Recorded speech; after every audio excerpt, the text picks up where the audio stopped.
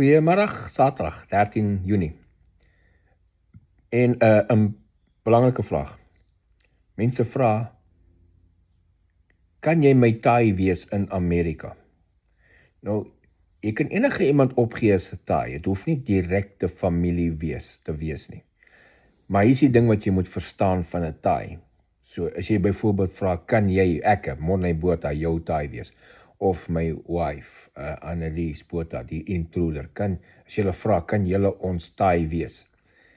En die simpele antwoord vir daai is nee, want ons het nie die tyd om julle rond te ry en weet, as jy iemand se taai is, moet jy sê, wat kan jy vir hulle doen? Kan jy vir hulle akkommodasie gee? Kan jy hulle rondry vir afsprake?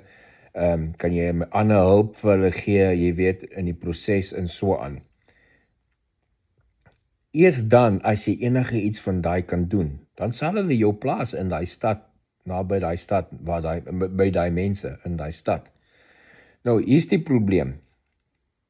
Mense sit op, ek ken iemand in Amerika, en gee hom op as 'n taai, want jy wil graag in daai stad gaan bly waar hulle bly, soos familie of vriende. Hulle weet nie noodwendig daarvan nie, of al weet hulle daarvan.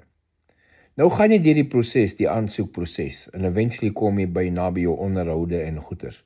Intussen begin 'n caseworker hier in Amerika jou taai kontak en sê, okay, jy moet inkom asseblief en jy moet hierdie papier kom teken. Op die papier wys daar 'n klomp boksies. Waarmee kan jy help as 'n taai en waarmee kan jy nie help nie?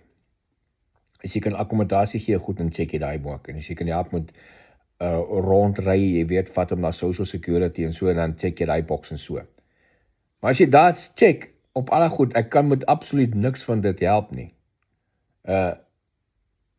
Dan moet hulle vir jou ander caseworker soek. Want hulle baseer die plek waar jou plaas as daar taai is, op die hulp wat hulle van die taai gaan kry.